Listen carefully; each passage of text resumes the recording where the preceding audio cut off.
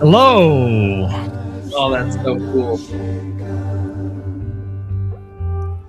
Good work. Yeah. All right, everybody. Welcome to the Living Well show and the Psychology of Gaming series. Hold on. How's this for direction? Very nice. That was so cool. We're trying out some nice production value direction. I hope you like it. Welcome, everybody, to the Living Well show. My name is Dr. Edward Perin. I'm a psychologist in the great state of Ohio. With me is my terrific producer, Pablo Madrigal. And today we are doing our first installment in our Psychology of Gaming series. And we're going to talk about the psychology of one of my favorite games, Red Dead Redemption 2. It's a psychological drama. It's hard to call this a video game. Like this game is an interactive story, and it deals with themes of identity, redemption, security, freedom, moral ambiguity, and a passion close to my heart, moral injury. But we're going to get into that. Quick disclaimer: we do not own Red Dead Redemption 2. It is the property of Rockstar Games. We will be showing some clips. We will be talking about it. It is for educational purposes only. Please buy the game. Support Rockstar. That's right. Yeah. Thank you for introduction. Oh my God. Thank you for the introduction, Ed. Yes, I'm very excited to talk about Red Dead Redemption 2. This game is incredible. One of my favorite games of all times. I mean, Red Dead 1 was already a fabulous game, but then Red Dead 2, they came out absolutely swinging with this one. I think it is not just a great story, but it has great multiplayer as well. It is the first Red Dead Online. It was a great way to kind of live in this open, living, breathing Wild West story. And Red Dead Redemption 2 just cranked it into overdrive. Yeah. But we're not going to be talking about the online portion, much to my dismay. We're going to be talking mostly about the narrative and the characters of Red Dead Redemption 2. I actually have a couple of specific learning objectives, if you guys will permit me to read it directly off my script here. My goal is to identify psychological factors contributing to Red Dead's cultural popularity. I want to conceptualize major Red Dead Redemption characters, especially the main character, Arthur Morgan. I'm going to use primarily a psychodynamic lens, but I'm going to also go into some childhood trauma stuff, as well as some existential frameworks. Spoilers, if you have not watched the show, if you have not played the game, pause it, play it. It's maybe a long investment, but it's worth it. Now that that's out of the way, the main character is very aware that he's dying for a lot of this story. And part of his redemption is coming to grips with his impending death. Would you say part of his Red Dead Redemption? Yes. Fun fact, the original game was called Red Dead Revolver, and the main character's name was Red. Red does not make any other appearances. You don't need to know about Red Dead Revolver for us to talk about Red Dead Redemption or Red Dead Redemption 2. But the red is a nod to the original protagonist. Redemption is probably the bigger narrative structure. It's easy to say that these are like good men who do bad things, but they're not. These are very bad men but the main character has a moral code, and he's trying to overcome or make amends for some of the bad things that he had done in his earlier life as a gang enforcer. Yeah, well, I think for those who have not played the game yet, or maybe don't have the ability to, let's just run them down real quick on more or less the premise of the game, so just to kind of put it into context. So the game follows right here this group of oh my god, that's very low quality. The game follows a group of outlaws in towards the tail end of the Wild West, right? I Mhm. believe that we're talking about Uh, like 1890s, 1896, something like early I 1900s, something along those lines. I probably should know the year. Red Dead Redemption 1 takes place in 1904. So Red Dead Redemption 2 is a prequel. It comes before the events of Red Dead Redemption 1. So it is the turn of the 20th century. What America is doing is it is expanding westward. Railroad industries are major contributing factors, but the United States is not the totality. The United States is the government that is expanding into these territories. During this time, there are a lot of regions and territories that are free, as in they are governed entirely by the towns themselves, and they elect their own infrastructure, their own mayors, their own sheriffs, et cetera, et cetera. It is not federal, and in many ways, it is not the United States of America. Tombstone is the most famous town. If you're watching this, you're maybe a Western fan. You might have watched the movie Tombstone. Great movie, one of the all-time best. But Tombstone was not part of the United States. Tombstone was a free frontier town. So this gang of outlaws, more or less, are frontiersmen. They are not citizens of the United States. They are free peoples who are just navigating this growing country, the manifest destiny, so to speak. So one of the biggest themes is about that freedom. Like, we don't want to belong. We don't want to pay taxes. We don't want to belong to a state. We want to move. We want to be free. We want to trade, and we want to get by with our own wits and our own merits. Great time in history. I'm a huge fan of westerns. My grandfather watched a lot of western movies growing up, so some of my fondest memories are just sitting down and watching things like Stagecoach. I'm a huge fan of Akira Kurosawa, and a lot of spaghetti westerns were actually based off of samurai movies. So like the Magnificent Seven, for example, was actually based off of a samurai movie. But I love this stuff. So this was a great story that was near and dear in my heart. I would put this game up there with some of the best Western books and movies I've ever seen. Oh, 100%. The writing in this game is incredible. I mean, Well, a lot of them I are nods to my favorite series, because I'll be like, "Hey, I know that. That's from like the Treasure of the Sierra Madre." Great, great game. Sorry, I didn't mean to and interrupt.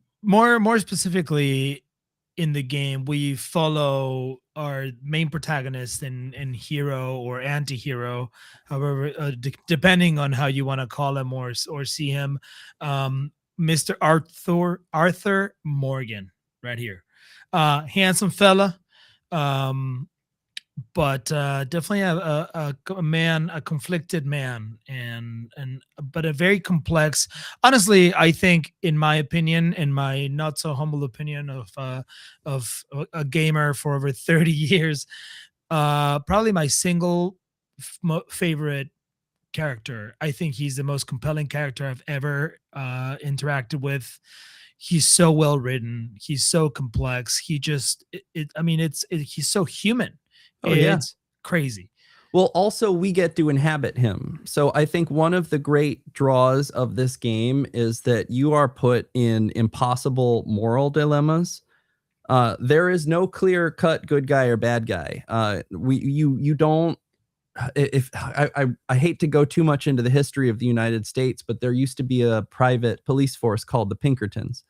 This actually still exists, mind you. But at the time, the Pinkertons were essentially, you can hire them for private investigations and your own sort of private security force. They Yeah, right now we existed in call real them the life. FBI. I'm not going to go into this, but they still do exist in the United States at this time. But the thing is that they are not the good guys. They're not good. The Pinkertons broke what is it? If people were picketing, if you had like a union, the Pinkertons would come and break unions. Like they were you could hire them and pay money to just enforce your will.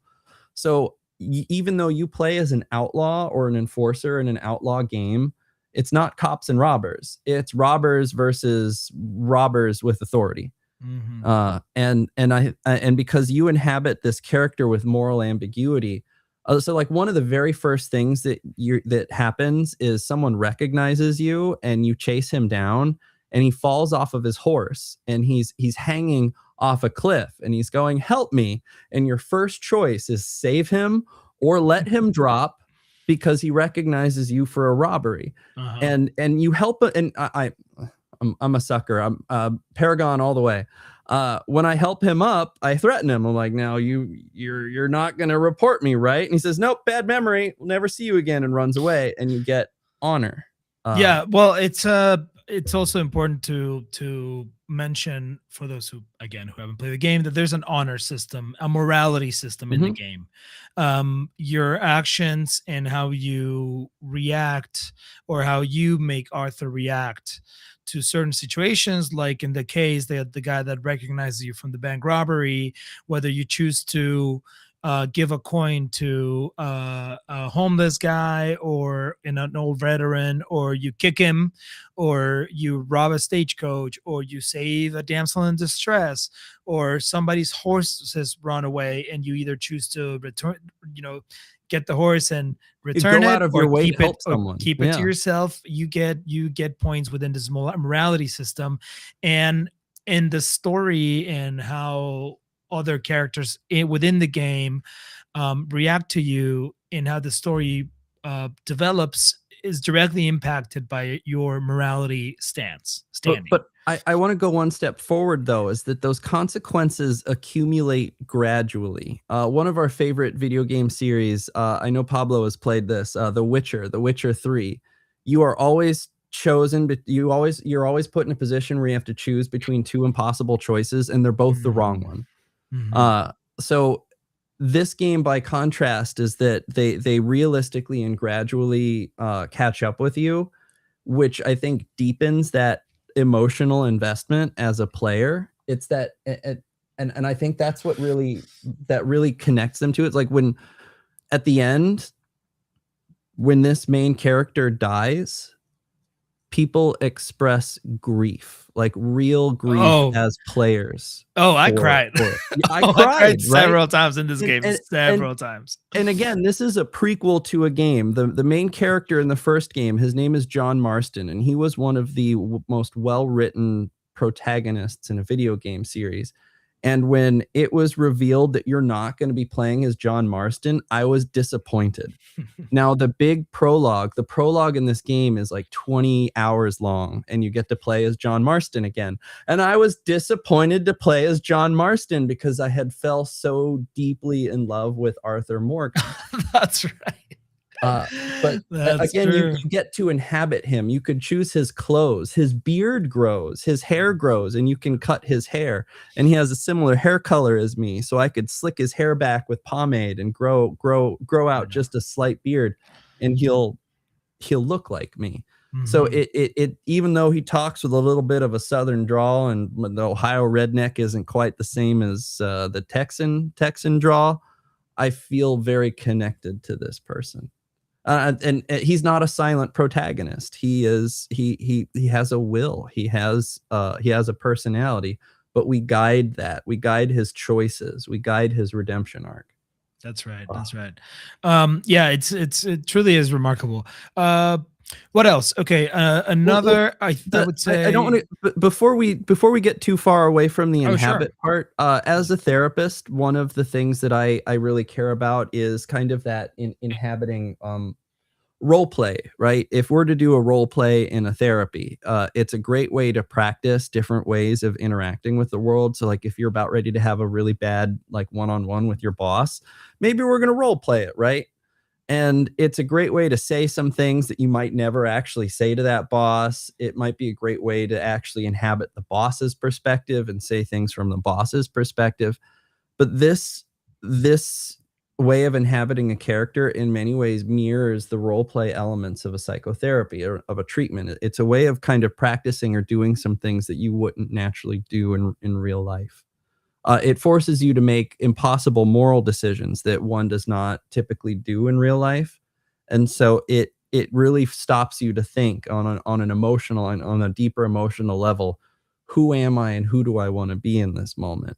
This has echoes into the real world. I read stories of people who, after a home invasion, or there was a kid that was stung by a whole bunch of bees, and the reason he didn't pass out or go into anaphylactic shock is because he was thinking about his favorite characters, and he was thinking of like Vegeta from Dragon Ball Z going Super Saiyan so that he maintains consciousness. Like Really? oh yeah, they're incredible stories. There was a home invasion story. One of my favorite stories. It came out of Florida, which has very open. The reason Florida man is such a famous term is because there are no reporting laws. You can report every detail of a crime in the newspaper. So like there was a home invasion, and the boy fought the home invader wearing a Power Ranger mask. Like he put on a Power Ranger mask and then he fought off the home invader because that's what his Power Ranger would do. Arthur Morgan in a lot of these moral dilemmas, it helps a person in their own individuality, in their own character development. There's a parallel process playing a person in one of these video games. I hope I made sense in that, but like I'm a huge fan of the role playing game as a genre because it forces us as a human to practice, to be put into these situations. Dungeons and Dragons, for example, especially for teenagers and children, it's a great opportunity for them to fold themes into real life, like dating, bullies, standing up to teachers or parents. You can just fold that into like wizards and necromancers and et cetera, et cetera. But this game, I think, really allows you to navigate some of those dilemmas. But yeah, sorry, you were going to go somewhere, but I paused you for a minute. Yeah, I don't know. Perfect. Oh, I was just gonna continue to introduce some of the characters that we're gonna talk about. Please. Yeah, I have a handful of them. Who do you have written down? Who do you have ready? Well, I think the two main people that kind of contribute the most to the you know complexity of the situations are, I would say, Arthur and Dutch, right? Dutch for sure. I have a lot to say about Dutch as a manipulator. But I also think Sadie and Micah are compelling characters. You probably don't have a picture loaded up of Sadie, but just to give her 2 cents, there is Sadie's incredible. Yeah, she's a widow. You meet her in the very beginning of the game. A rival gang had just murdered her husband, and she is just overwhelmed with grief. And throughout the story, she joins the gang. She overcomes some of her trauma. She then herself becomes a fighter. Like starts carrying a gun on her hip, and she becomes just as much of a hero as any other good character. So her character arc, her developmental journey goes from the traumatized widower to a very empowered, potent, and adequate gunfighter. And I think at the end of the game, she's like a gunfighter. Like she is a protagonist hero worthy of any Western story. But you see the journey of her getting there, which I think is compelling. Especially someone my dissertation is on positive change that occurs after trauma, and I think she is perhaps the greatest example of post-traumatic growth as a character. Oh yeah, at the start of the game, she is. She's wild. I think she was locked in a basement for 3 days, so she was just like, they murdered my husband. Yeah, but that is like when they get her. But once she's in the camp, she's just a meek, wounded little creature, you know. She's and then she's treated like the women at the time. She's like, oh well, you know, when you're ready, you can start washing the clothes and cooking the food, you know. And then Mhm. she's like, wait a minute. She's like, Yeah. I need to blow off steam. And then the moment that she goes off to blow off some steam, Yeah, I think they give her a repeater shit rifle. gets shit hits the fan. Yeah. Well, this is we don't have to go into the details of this, but many of the gang members do not carry weapons, and that's not just the women. Now, a lot of the women, they're thieves. They will pretend that they're prostitutes. They will go and they will rob people and get them drunk. Like they're not victims, but they're not enforcers. So they're not going into battle with guns riding horses like the men are.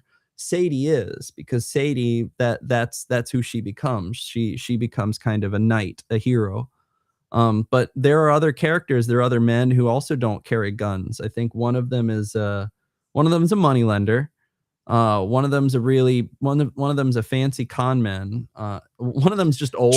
Trelawney. And then some of them are just old and they're just not enforcers. But some of the main characters, the ones who accompany you throughout the game, they're on horseback. They've got guns. They've got dynamite. They're shooting. They're putting masks over their head and they're robbing people. Here we go. We have somebody on X. Great question. Does the role play also help individuals embody the characteristics of the role? I would say yes. Now we had an earlier episode where we touched on geek culture and we discussed cosplay or costume play, where people actually will put on the outfits of their characters and they'll walk around with them. Now that's probably an extreme example of this, but if you're locked in and you're playing this character, you are moved, like you're juking left, you're juking right. When you put the controller down, you may be moving a little bit differently. I think that's probably the lower end of the spectrum, and anywhere in between. Pablo and I were joking before the session whether or not we were going to put on the ponchos and Stetson hat. So like this wonderful producer here is currently embodied by some characteristics of the role, because you can wear ponchos, at least in the online. Great question, Meraxis. Also, thanks for joining us, man. He's a great follower. Posts on my X all the time. All right. I hope we answered your question. The next crazy son of a bitch, this guy. Fucking Micah.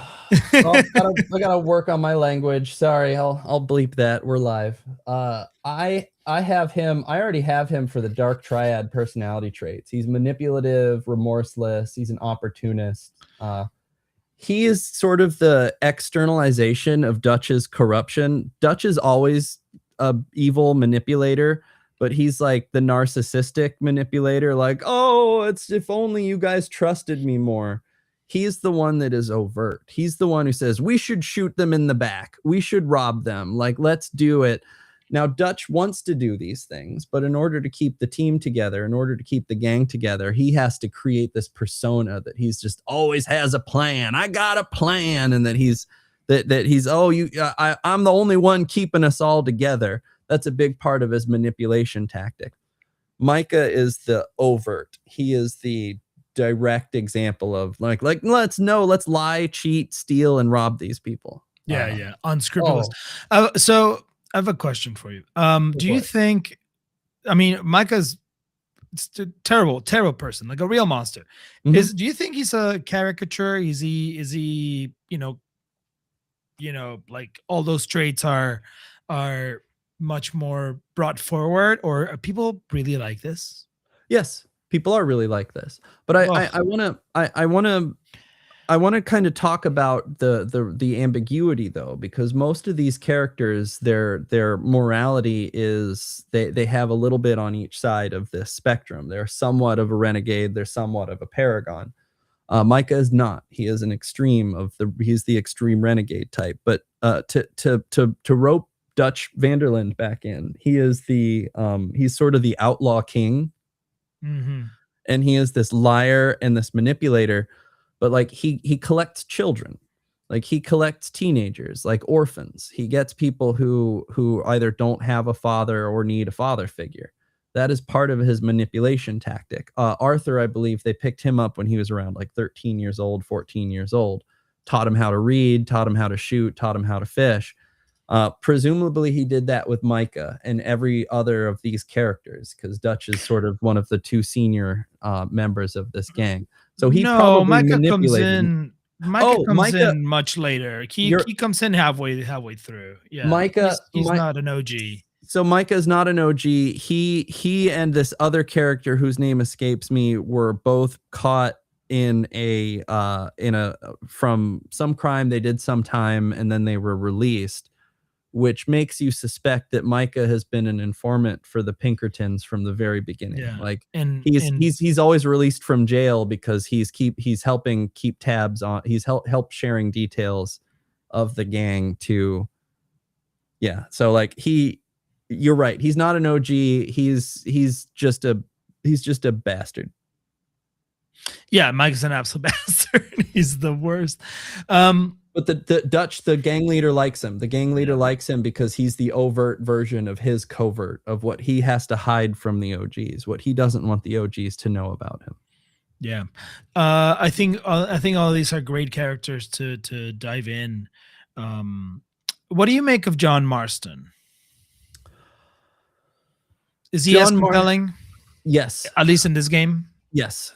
We miss a lot of his character arcs. So most of what he talks about in Red Dead Redemption 1 has already happened by this time. He has left the gang. He like John, or he like Arthur, was picked up when he was young, just taught how to rob, cheat, steal, but he left the life. And that is one of the reasons why Arthur picks on him, is because he left the life and he came back. He came back with a wife and child. Now, the wife was from the gang as well. She was a prostitute, and there's a little bit of ambiguity about who Jack, the kid's dad, really is. But John has adopted him as his dad, and John has married the Abigail, I think her name is. Don't quote me on that. And they came back, and Arthur is kind of ignoring him and picking on him and teasing him for that. But what we're not really told right away is that Arthur lost a son, that Arthur had a son named Isaac, and he when he met a woman, she was, I think, 19 years old and got pregnant, he didn't leave the life. He just came back to visit every once in a while to check on him. And one time when he came back to visit him, he just saw 2 gravestones. And so a lot of his redemption, a lot of his guilt, he steeled himself, and he hasn't really come out of his shell since that. But he reveals this to a character about midway through the game. But I think that is the parallel to John. John did have a kid. John did have a wife, and he's keeping them close to him, but he's still kind of abandoning some of those responsibilities. And the meanest Arthur gets to John is when John is contemplating the abandonment of his responsibilities to his family. And I think that that's the undercurrent of it. Like, we get to watch his development because we know the man that he becomes in Red Dead Redemption 1, where he's trying to finish or tie off the loose ends of his criminal life so that he can finally be a free man and to take care of his family. Yeah, I think John is a very compelling character in this one, even in Red Dead Redemption 2, because we get to see him navigate that. Am I in? Am I out? Am I a husband? Am I loyal to the gang? Am I going to be a dad to this kid, or am I going to abandon him because he may not be mine? Yeah, in Red Dead 1, he's the main character. He's a badass. You know, you see him do all these badass things. In Red Dead 2, which is the prequel, as we established, he's kind of a wimp here. He's kind of, or not of a wimp, but he's like, he doesn't come off as a very confident person. You know, he comes off as like you said, he doesn't know if he wants to be an outlaw. He doesn't know if he wants to continue the life of the gang. He doesn't really feel committed to his responsibilities to his Mhm. family, and he just doesn't come off as a great dude. But we know him from Red Dead One as a great dude. Oh yeah, I think in it's in great the to see epilogue. how he turns into a great dude with the help of Arthur, kind of slaps him around and go, "Wake up, boy! What are you doing, man? You Wi- have this Arthur took opportunity." his kid out. Arthur took his kid out, took him fishing, and when he came back, John was like, "What are you doing with my kid?" And Arthur's like, "Someone has to be a dad to this guy." And Arthur hangs his head down. But no, it's the epilogue when we get to play. When we get to play him actually John. leaving the gang and starting his life, it's not easy. John actually eats a lot of shit as in the epilogue. But like it shows his character, it shows his commitment, especially when he works as a ranch hand. Like he was just doing the right thing. He was doing the right thing, doing a hard day's work, doing labor to make sure his family has food in its belly. And this is why I think it's such a compelling character, because you get to see him be this soft half in soldier, not even a full enforcer, certainly not an officer. He was not a leader in this gang, to him taking responsibility, becoming mature, developing his maturity and growth as a person. Yeah. Um, let's Oh, circle back to what's that? I see Maraxis has said he was curious about role play and therapy in general. Yeah, his Um, question as oh the yeah, I was answering it as neutral the video embodiment game, and I characteristic. see, yeah, as the video game character, you're embodied, but in role play, in therapy, yes, there's a huge embody characteristic of the role as well. I think also if as you reverse roles, or if you bring in an introject, maybe a positive introject. Sorry, I'm using some high dollar language. If I were to do a role play in psychotherapy, and they're gonna interact with somebody, maybe someone who's has power over them or has assaulted them, I might ask them, like, who's someone you trust, who's somebody who makes you feel better when they're around. They'll be like, "Oh, Jesus," or "Oh, my best friend Steve," and I'll say, "Great, what's Steve like?" "Steve walks like this," or "Steve's like that." And once Steve is kind of in the role play, you get to see them a little bit more confident. So yeah, I do think there's a huge embodiment piece even in the role play and the psychotherapy. Um, but yeah, sorry, Pablo. I just wanted No, to no, no. That's good. answer that. That's a very, very interesting. I'm glad you answered his questions. Oh, Thank do it in supervision too. There's a terrific ex therapist, Jonathan Shedler, probably one of my favorite therapist followers, if not my favorite therapist follow on X. He does role plays for supervision. So if he's doing a training, uh, uh, a student might come in and maybe he'll say, become your patient, and they'll be like, "I'm Steve, and I'm dealing with depression," and he would make them embody it so that he could have a better conversation with it. you. He Interesting. says, "By all means, use technical language. Been reading Heidegger and Lacan, so I'm used to it." I hate that. Uh, Love Heidegger. Heidegger is perhaps my favorite existential theorist. I think his concept of Dasein, being a person in the world in the here and now, is perhaps one of the most salient philosophical concepts for psychotherapy. But nobody knows what I'm talking about if I start using the word Dasein. So I would rather just use normal language, and I love the opportunity to use normal language to describe these $20 philosophy or psychotherapy words. Ooh, yeah, that's Lacan too. Lacan's French, so that's one strike against him. But the second one is he has his terms like objet petit a to describe the we can get into what is real and the fantasy, and I'm going to go down another rabbit hole. We're talking about Red Dead Redemption. I could bring Heidegger into this. I actually might bring Heidegger into this. One of the biggest themes of this is existentialism, even with John Marston. Oh gosh, that's probably bigger in the second one, when he knows he's going to die. Oh, he was a very brave man. oh yeah. Oh, he shows up ready to face it. He knew it. Just the opening the barn door scene. I'm getting my heart rate's going up just thinking about it. Well, just I mean, you know, just like Arthur as well. Mhm. Arthur sometime halfway through the game, Arthur discovers he has tuberculosis. Yeah. And that is it's a very market point in the game. It's, I mean, in fact, you know, that is basically where you would start the somewhat Redemption. the final act, right? The redemption. Exactly. Because up until that point, you can pretty much just be a jabroni throughout the game with barely any repercussions. But I think most of the stuff and the conversations and the interactions that you have from that moment on will actually push you towards one ending or another. And when he finds out that he has tuberculosis, there's a very solemn cutscene, right? And he kind of faces his own mortality, and in that moment he goes, okay, well, I have a decision to make, right? And then that's kind of where you have the choice to go and make amends for some of those decisions that you made earlier, or Do you have continue to that help the cutscene? people. Do you have that Which cutscene? the tuberculosis one? The one where the cutscene where he talks to I think he talks to a nun. Is that the one? Is that what you're talking about? Actually, you know what? I do have that cutscene, but I wanted to show you one.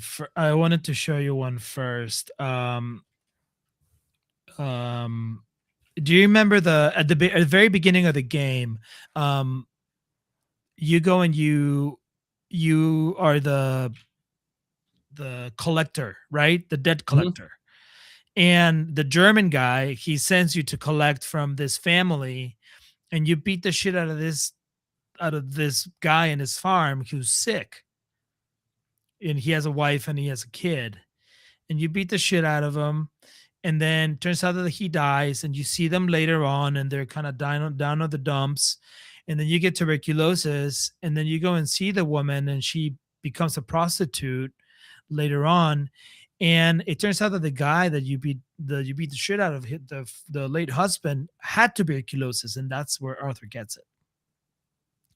And then he's like, well, I clearly ruined your lives, so I have this choice now to either just continue to let you go on your path and be miserable, or help you and help your son and give you money and allow you to maybe leave this life that you live in, because the kid is working in a coal mine. And then those are decisions that you can make. But let me ask you, why do you think that Red Dead Redemption was so culturally popular? I mean, it became just extremely mainstream. And even the people who are not usually video game players habitually got into it, you know? And what do you think that draw people so much into it? Well, that redemption arc that you just explained is something that we all go through. And I mean, I've never beaten somebody with tuberculosis and made it so that they died and their wife had to go into prostitution, man, but there's definitely some shit that I regret. There's definitely some things that I've done that I regret. And I see this as like a very universal trait, because I work with Vietnam veterans. There were a lot of things that really border on war crimes that happened in Vietnam, from fraud, faking engagements just over a radio because there was no way no way they were actually going to charge a point, to mercy killing soldiers, because which lowers the morale of the team. Medics don't do that because they want the team to know that we will fight and bring each and every one of you home. It's worse than when we mercy killed the enemies, because our threshold for that might be low. There are some people who maybe couldn't take off in a helicopter without firing rounds into a crowd of women and children. Like, very terrible things. The My Lai massacre perhaps is the most famous war crime of the Vietnam War, where a lieutenant ordered his troops to fire into defenseless citizens and civilians. And it's really messed up. And a lot of these people come home and they tell themselves that they're irredeemable. and there is no redemption. And it is very important that people know that redemption is always offered, even though not everybody will walk through that door. If it's open, that door is open. And this game, I think, exemplifies that, because you could even have played the game as like a full renegade, lying, cheating, just gunning down cops, just trigger happy. And then you can get this tuberculosis, and a whole bunch of new side events open up in the game. There are these gray question marks of unique characters where you might interact with them multiple times. But after that, you get a chance to make amends. But the amends don't erase the past. It's when I work with somebody who has maybe done something that has created a moral injury, and that they believe that their actions have taken them away from their moral system, like they've shot. I'm going to be very morbid, and I apologize for this, but one of the unfortunate things is that the enemies of the United States will do psychological warfare, both in the Vietnam War and in OEF, OIF, OND, in Iraq and Afghanistan. They will strap explosives to children and then tell the children to march at forward operating bases. So that forces a United States soldier to eliminate a threat before that explosive can go off and kill their brothers and sisters in uniform. It is successful in that it breaks their psychology. Like there is probably very few things that can make a person as morally injured as killing a kid. And then they come back to the United States and they think that their soul is black and irredeemable, and that there is no way to get back to their sin. But many of these people find redemption in dedicating their lives to the pursuit and alignment with the value that they compromised. I worked with a gentleman who became very big into philanthropy. In fact, he created a charity that was aligned with the crime that he committed in Vietnam. And through that was his redemption. He became bolder, stronger, more confident, more fulfilled, with an awareness that he's not still in Vietnam committing these crimes. He's dedicating his life to connecting and pursuing what he thinks is moral, what he thinks is valuable, meaningful, and correct. This is what Arthur does. This is what you're presented with as an opportunity in the game. You can go around and help people. You can give away your money. You can help people out of bad spots. You can help wives, widows, orphans. Here, let's take a look at this. Let's take a look at this scene. This is probably one of my favorite scenes.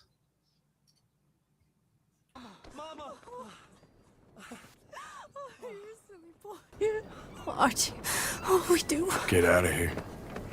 Go live someplace else. Start over. Here, take this. I don't need it no more. I don't want your money. That's Yeah, the kid and the mom. I don't. You sure as shit need it. Take it. No. I ain't looking for forgiveness. It ain't about that. Don't forgive me. Just take the money and get out of here, please. I know I ruined your life. I suffer for it every day. But don't let yourself get killed for pride. I seen it kill too many folk. Don't say anything. Don't thank me. Just take the money and pack your bags. That's all I gotta say. Thank you, Mr. Morgan. I said don't thank me. Get out of here. Please.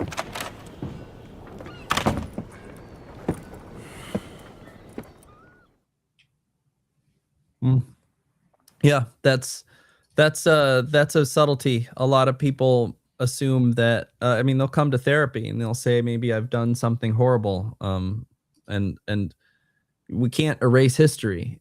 Psychotherapy doesn't change history. It can maybe change our relationship to history, but history happened. If you've done, or something terrible has happened to you, that doesn't go away, but you can make it mean something. Mm-hmm. You can make what you did mean something. And I think that's what he did in that moment. It's more about values alignment than I think forgiveness, or I think than more about just like having your sins absolved. Your sins aren't absolved. You're now living right. You're now living the way you need to live. It's integrity. Yeah. I think there was a lot of integrity in that scene. I think that Arthur, even though he was a crook, even though he was an enforcer, he's got integrity for days. That is a man of integrity. Yeah, and then there's my absolute favorite scene in the game, which I would love to play next. And this is this is my favorite scene period, just in any game. I think it's rare, or at least I can't think of any other case where a protagonist, where you as a main character, you are the badass, right? You are kicking ass and taking names, and you're the hero, right? And as a hero, you have some faults, but your virtues are better than your faults, right? Because you're the hero and you're supposed to feel heroic at all times, Right. because nobody wants to go to a game and not feel like a hero. But Arthur shows so much vulnerability, and there's this one scene, and every time it just brings tears to my eye. It's incredible. You already know what it is. I don't. I can't wait to see it. Let's watch it. So throughout the game, you encounter little stories and side characters, and the stories progress as as it evolves, right? I mean, as the game progresses, the stories evolve as the game progresses. Jesus Christ. One of those being the nun. Mm-hmm. And very innocuous interactions throughout the game. But this is the last interaction you have with Sister, and this is one of the last scenes in the game as well. And clearly we're getting to an end. Oh gosh, he's sickly. Are you okay? Well, never better. What are you doing here? I'm on my way down to Mexico. They're finally sending me on a mission. Brother Dorkins is very jealous.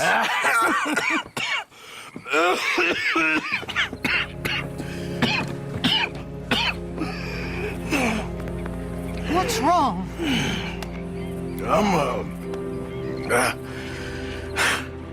I'm dying, sister. Okay. Yeah, I got TB. I got it. Beating a man to death for a few bucks. I've lived a bad life, sister. We've all lived bad lives, Mr. Morgan. We all sin. But I know you. You don't know me. Forgive me, but that's the problem. You don't know you. What do you mean? I don't know, but whenever we happen to meet, you're always helping people and smiling. I had a son. He passed away. I had a girl who loved me. I threw that away. My mama died when I was a kid. And my daddy, well, I watched him die. And it weren't soon enough. My husband died a long time ago. Life is full of pain. But there is also love and beauty. What am I gonna do now? Be grateful that for the first time, you see your life clearly. Sure. Perhaps you could help somebody. Helping makes you really happy. But I still don't believe in nothing. Often, neither do I. But then I meet someone like you, and everything makes sense. You're too smart for me, sister. I guess I'm afraid. Oh my God. There is nothing to be afraid of, Mr. Morgan. Take a gamble that love exists and do a loving act. All aboard? I shall try. I know you will.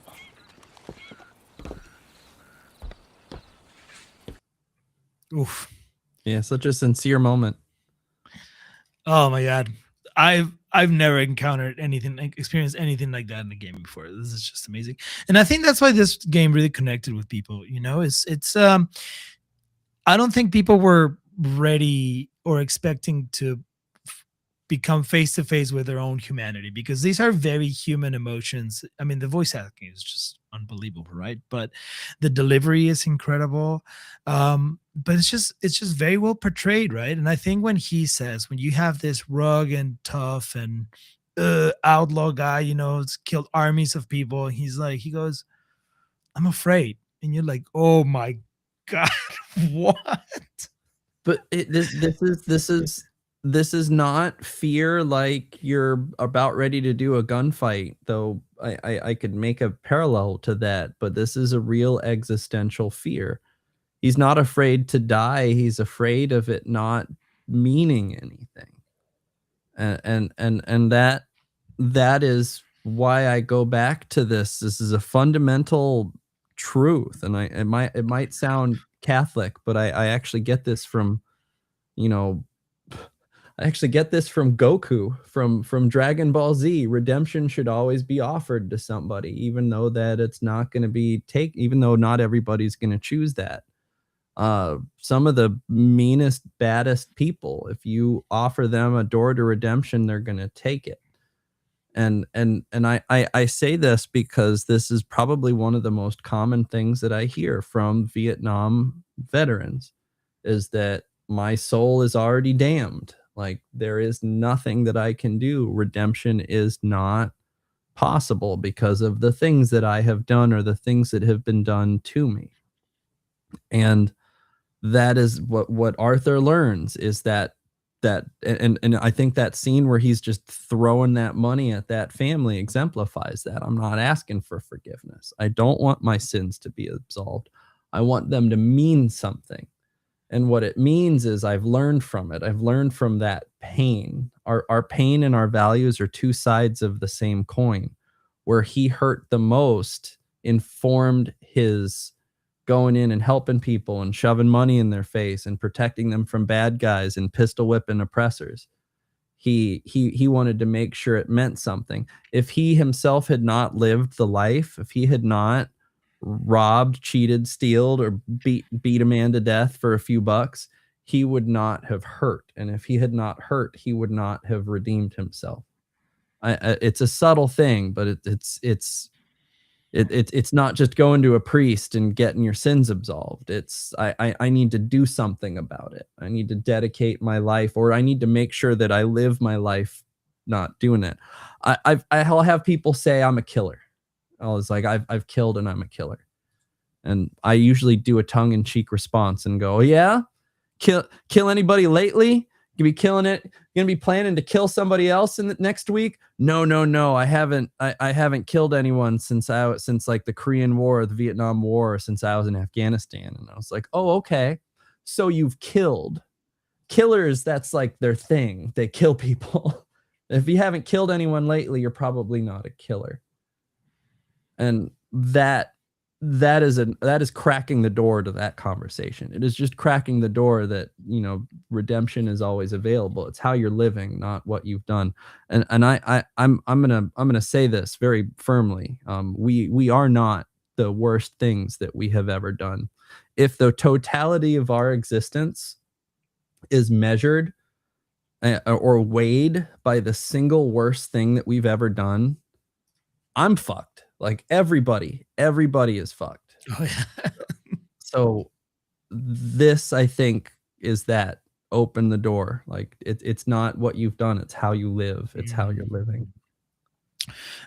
So here's something interesting too. So this scene only comes up if you have a high honor gameplay. And I didn't even know there were different endings, because there's Paragon for life. There's 4 different endings. Most people actually do get to experience this scene. I mean, if you follow some of the quests, you can also miss it if you don't do the side quests, but that's neither here nor there. Most people are actually able to experience the scene. But if you visited or seen any comment section or visited gaming Reddit or anything like that, and you have people saying, "Oh, I'm going to commit to an evil playthrough," and you follow up later on, goes, "Edit, I didn't make it past like 2 hours." It's just like, I mean, I think it's, naturally we are not predisposed to be. We just can't even hurt computer program characters, and Yeah, just even in role play, that's difficult. yeah. I mean, whenever my wife and I play video games together, and she's watching me making some of those decisions, and I make the wrong decision that antagonizes someone, she goes, "Why did you do that?" Like, how? I told you not to do that. And I go, There are two scenes that come to mind. The first scene is from Call of Duty Modern Warfare 2, where I think it's called something "No Russian. Russians, No Russians. Yeah. That one's The tough, man. well, you can't opt out of it. You have to play as the antagonist, and they will not let you progress in the game unless you open fire into a crowded airport and shoot civilians. And I couldn't, like, I tried to wait it out. I was going online, and you couldn't wait it out, and I had to sit there and say, am I going to unleash a machine gun in this video game in this crowded airport, or am I going to uninstall it and have wasted $50 that I spent on this game? And it was a very big dilemma, and I did not feel good about it. The second one, that's the point. Hopefully, well, most people didn't, or nobody felt good about well, it. it's infamous. It's an infamous scene because it forces you to do something morally reprehensible. You can't opt out of it. And I think the other one is a torture scene in Grand Theft Auto 5, where you cannot progress unless you beat somebody with a tire iron. And I actually have not played further than that. I've turned off the game, and that is as far as I've gotten in Grand Theft Auto 5. Gotcha. Yeah, I mean, I think I'm able to get past. I mean, I clearly did because I finished both games, but I don't think that I could, for example, go on Baldur's Gate and do a Dark Urge playthrough and massacre the druid encampment. Do you know how hard Impossible. I just can't do it. So, like, there's this wonderful musician who's so colorful and so bright. Yeah. And if you play the game as normal, she comes to your camp and she wants to join your party, and you wake up the next day and in some sleep rage, you just disembowel her. And it's just she's just eviscerated, just covered in blood. Like, it is one of the most morbid scenes ever. But I loved this character, so I loaded an earlier save, and I found that if you knock her out, someone else will come to the camp and you murder that other person. Well, they seemed like a nice person, so like there are all of these steps that you can go where it's like 3 or 4 people down the line, and I spent hours doing this. Like, I could have just kept playing the game, but it's like, no, how do I not do this? How do I not do this? I have not completed a Dark Urge playthrough on Baldur's Gate 3 for this very reason. I can, like, I'm purposefully, like, every time I'm like, oh, I have an urge to murder coming up, I'm like, stop it, suppress it. Don't murder people. Max says, I am forever looking for a Max not killer. Yes, yeah, he gets the worst part of the Dark Urge run. Yeah, it's tough, man. Oh, but she's so lovely. She's such a terrific character. Great character. Yeah. There's still a lot more to unpack here on Red Dead Redemption. I mean, we barely scratched the surface here on this I have so many more notes. I have so many. We didn't even cover Dutch. We didn't even cover Dutch. I think we need to do a Psychology of Red Dead Redemption 2 Part 2. Yeah. 2. I think so too. 2. I think so too. Got the bug. we were debating whether or not to do The Last of Us or Skyrim, but Pablo had this great idea that Skyrim's such a silent protagonist that maybe we should do that as maybe like a broader That was your idea. conversation. Oh, well, you didn't you want it. Sorry. That was your idea, but that I just phrased it this way. I think that we should maybe pause. I think when we come back, we should do Red Dead Redemption 2 again. 2 weeks. Next week is a special occasion. So we're probably gonna come back in 2 weeks. I say we do Red Dead 2, and then maybe after that we keep brainstorming what other game. If you guys have a recommendation for a game you want us to cover that you think is very story driven or has a very compelling protagonist or even a really compelling antagonist, what is Far Cry? Far Cry series has some compelling villains. We can do a villain series if you want. Let us know. We'll put a lineup and we'll talk about it. It'll be a flimsy excuse for us to play video games. Oh yeah, I can find any excuse. Look into Vivek and Sijic and Elder Scrolls, Sijic Endeavor. I don't know Vivek and Sijic. I don't either, but now I kind of want to look into this because, yeah. Well, I think we have a lot more to say. If you watch this, if you enjoyed this, tell us what you liked about Red Dead. Tell us why you played it, how many times you've played it, which characters you want us to talk about, or if you want us to get more themes, because I really want to talk more about just the development. Like I'm really fascinated with Dutch specifically grooming children to become parts of his like narcissistic cult. Yeah. Oh, there's so many clips of Dutch where he shows very many aspects of his personality, and all the red flags are there from the beginning, but he's charismatic and attractive character, right? Person. He's just when he's playing the victim, like, oh, I don't that man murdered my wife, and I don't know why he would do something so bad. And Arthur's like, you killed his brother. Like, don't act like you're the victim. That was a revenge killing.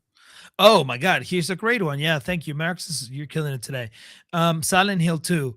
Man, talk about that. Talk about psychological. That's psychological horror. I never finished it. So I played Silent Hill 2 when it was out. I think it was a PlayStation 1 game. I did not finish it. In fact, I remember cranking up the light, like the darkness of my television, that I could see more of my environment and I wouldn't have to. Oh, yeah. James, I'm trying to remember his name. James Sunderland, I believe. He's the main character. Yeah, talk about torture. Yes, Silent Hill, the entirety of it all is basically a man. Silent Hill is this limbo where he is confronting, he's fighting his trauma, and all of the monsters that you see are projections of his trauma, and they signify something. So as the story unravels, you realize really what's going on, and what's going on is that he's coming face to face and admitting to himself the terrible thing that he did. That's a great game. Great. Are you down to play Silent Hill 2? I think it was remastered not too long ago, so I'll find the remastered version. This is a flimsy excuse for me to play video games. I was playing Red Dead on my Steam Deck, even just getting ready for this. This has been a lot of fun. Senua's Blade. Hellblade. The first one is great. I played that with my wife. That was a phenomenal game. And that is, I think she's well, she has PTSD, and if you succumb to your trauma, you can't play the game anymore. So like you're actually trying to minimize your trauma so that you can finish the game. Yeah, that's right. Yeah. That one is another really, really great game. Hellblade. Senua's Saga. That's correct. Okay. Yeah. So we're good for part 2. I think we're good for part 2. I am going to probably keep playing Red Dead for a little bit longer, but Sounds good to me. I want to thank everybody for joining. Meraxis, thank you so much for chatting. We really appreciate it. Anybody, your comments, like we get them, we read them. Like the more interaction we get from the audience, the more fun we have. So if you're catching this later, we're gonna do a part 2. Ask us questions. We'll read them. We'll shape our show around it. Like this changes based off of what you tell us you like or don't like. Exactly. And just as per every week, the usual reminders that we are live on X, we are live on YouTube. If you're watching this on video or you're watching this on YouTube, don't forget to give it a like. Really helps. Share it with your friends. Invite them over to the live stream. Come and interact. Send us messages. Comment on the sections below. All the good stuff. Give the algorithm a good signal that we're doing a good show. And we'll see you here in a couple of weeks. Hell yeah. Thank you, Pablo. Great show. Thank you, Dr. Perin. And thank you guys. Thank you for coming here to talk about psychology and psychotherapy. We'll see you in 2 weeks. Goodbye.